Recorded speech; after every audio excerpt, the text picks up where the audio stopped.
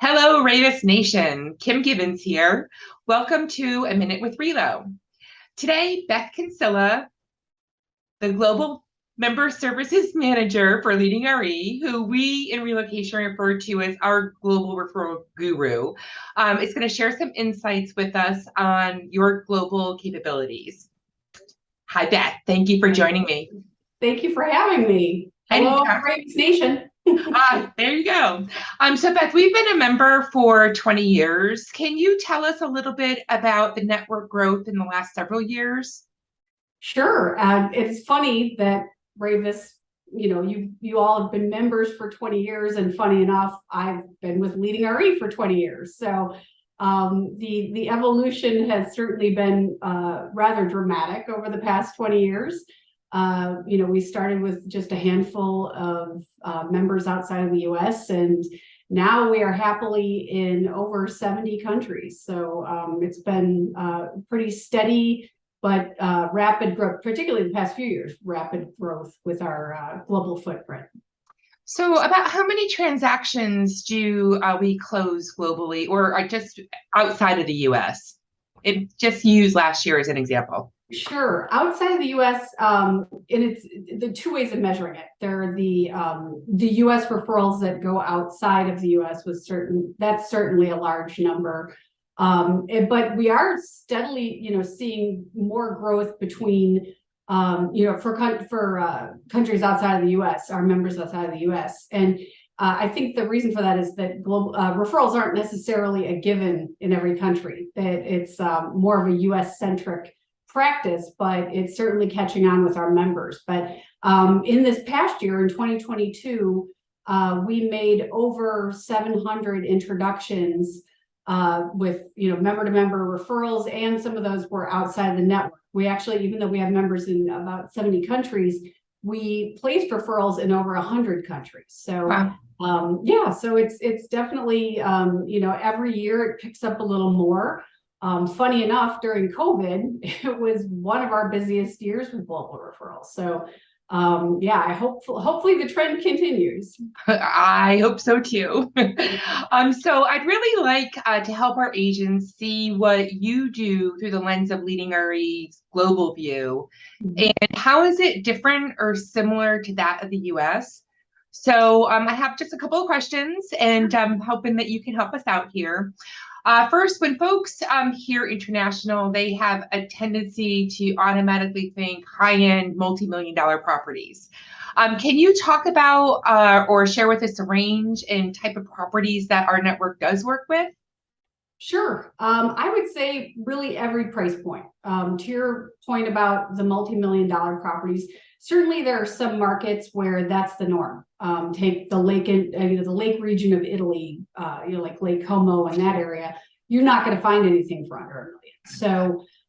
So in that case, if someone's calling and saying, "Oh, I want a house in Lake Como for $400,000," well, so do I. Yeah, me too. But they just simply don't have properties that are below a certain threshold. Switzerland would be another example where they would work exclusively with high-end properties because that's all they have. Sure. But certainly in other markets, every price point is represented. There are some countries that are just becoming popular and becoming more touristic destinations, in which case there are some bargains to be had, if you will. But really every price point, but we try to be as transparent as possible. And certainly our members do. If they don't have properties that are within a certain price range, they will straight up tell you. And it's not a case of them being difficult. It's just a case of if they don't have it in their portfolio, they can't help. So actually very similar to the US, depending on where you are as well, right? Exactly. Certainly, at Raveis, you deal with some super, super high-end properties, and you might be able to help in certain price points, but it's what the market warrants. Absolutely. So I have a couple of questions about general real estate practice, and I'll just keep this all in one big question. Okay. First of all, is there a multiple listing service like we are accustomed to here in the US? Would that be typical or the norm overseas?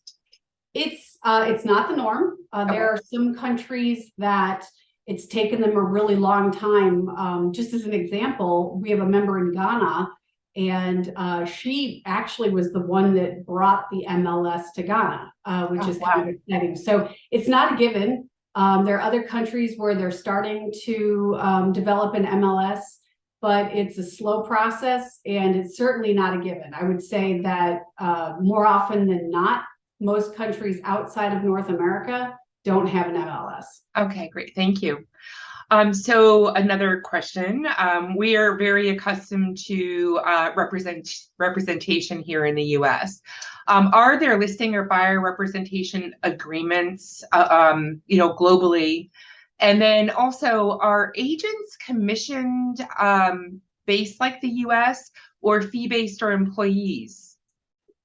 So there's a lot to unpack there. I know, I'm sorry. No, it's a great question. But the first and foremost, the representation. There are some parts of the world where buyers are not represented. The UK being a great example. The onus is really on the buyer to do his or her own homework. If they saw a property online, for instance, they have a property portal called Rightmove, which is really, it's almost like the realtor.com of the UK. It's every property is loaded onto it, including for sale by owner properties. But the onus is really on the buyer to do their homework. If they see a property they like, they contact the listing agent directly. And then if they're ready to make an offer, from that point, they would work with a solicitor or lawyer, and then they would work with a notary. Where here, your agents are used to kind of being a one-stop shop, where they might have a lawyer that they can recommend using. They certainly would know a notary to work with. It's not like that in other parts of the world. There's not as much hand-holding as there is in the US. And tying into your second question about the commissions and fees and all that, the agents in the US make a much higher commission than other parts of the world because they offer those services. Right. Places like the UK and some of the Scandinavian countries, not only are referrals not heard of because the commissions are so low, and a lot of them work on salary, just to adjust your own expectations. If you are sending a referral to one of those places, just know that the commissions are incredibly low. In many cases, they will never offer a referral fee, and if they do, it's a really small amount. Certainly our members in the UK, as an example, they offer a referral fee, but take into consideration how low the commissions are. Yes. Just so you adjust your expectations. It could be like a multi-million-dollar home, but know that that percentage is really small, and it's not going to be this windfall of cash when it closes because it's a smaller commission. So what my next question, you already answered my next question.